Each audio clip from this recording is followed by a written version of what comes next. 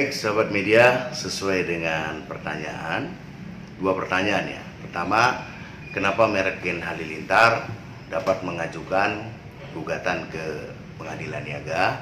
Dan yang kedua, apa saja tahapan permohonan perizinan merek?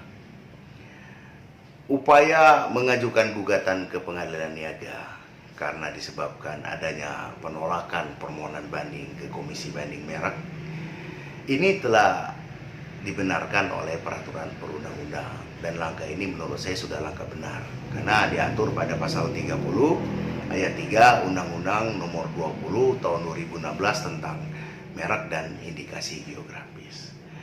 Kalau gugatan ini dikabulkan, maka merek tadi akan kembali menjadi merek terdaftar dan diberikan sertifikat mereknya. Nah, bagaimana kalau gugatan ini ditolak atau tidak dikabulkan? Maka undang-undang masih memberi peluang untuk mengajukan kasasi sebagaimana diatur di pasal 30 di ayat 4-nya. Ya, kalau kita berbicara mekanisme pendaftaran merek, maka perlu saya ilustrasikan ya. Ada satu perbedaan antara permohonan perizinan dan permohonan pendaftaran merek. Kalau perizinan itu kan biasanya asal persyaratannya dilengkapi, maka izin itu akan diberikan. Sementara permohonan pendaftaran merek ini bukan meminta izin, tetapi meminta hak. Hak tersebut adalah hak eksklusif yang diberikan oleh negara, sebagaimana diatur pada pasal 1 Undang-Undang Nomor 20 Tahun 2016 tentang merek dan indikasi geografis. Setelah merek itu selesai diajukan permohonannya, maka akan melalui beberapa tahapan. Tahapan pertama adalah pemeriksaan formalitas. Jadi, pemeriksaan kelengkapan persyaratan permohonan. Lalu pada tahapan kedua akan dilakukan tahapan pengumuman. Nah, tahapan pengumuman ini berlangsung selama 2 bulan. Sifatnya adalah hak publik. Artinya, selama masa pengumuman, siapapun dapat mengajukan keberatan, tentu dengan memberikan alasan dan bukti hukum yang kuat. Nah, setelah selesai masa pengumuman, maka akan masuk pada tahapan pemeriksaan substantif. Tahapan ini akan melihat apakah merek tersebut dapat dikabulkan atau ditolak atau masuk merek yang tidak bisa didaftarkan dengan berpedoman pada pasal 20 dan pasal 21.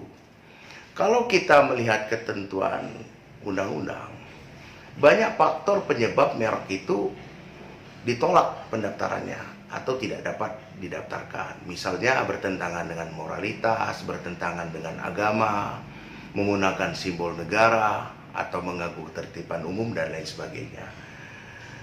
Paling banyak merek itu mendapat usulan penolakan atau ditolak karena memiliki persamaan pada pokok atau persamaan pada keseluruhan dengan merek yang lebih dulu didaftarkan. Nah, biasanya kalau ditemukan hal seperti ini, maka pemohon atau kuasanya akan mendapat surat usulan penolakan. Nah, usulan penolakan ini diberikan satu kesempatan bagi pemohon untuk mengajukan tanggapan keberatan atas penolakan tadi atau hearing. Nah, apabila hearing kita masih tetap ditolak, maka pemohon atau kuasanya dapat mengajukan ke Komisi Banding Merek. Kalau hasil dari Komisi Banding Merek mengabulkan hearing kita, mengabulkan banding kita, maka merek tadi kembali diproses untuk didaftarkan. Tapi sebaliknya, apabila Komisi Banding Merek tadi menolak permohonan kita, nah disinilah upaya mengajukan gugatan atas penolakan tadi ke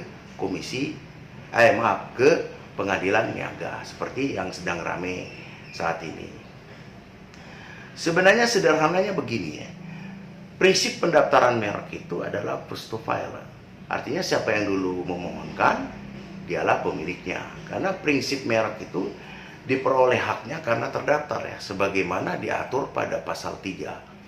Ya, mudah-mudahan gugatan dia diterima, maka merek itu dapat diterbitkan. Kalaupun tidak, ya harus mengajukan merek baru ya, yang tidak memiliki persamaan baik pokoknya maupun keseluruhan dengan merek terdaftar. Itu saja dari saya.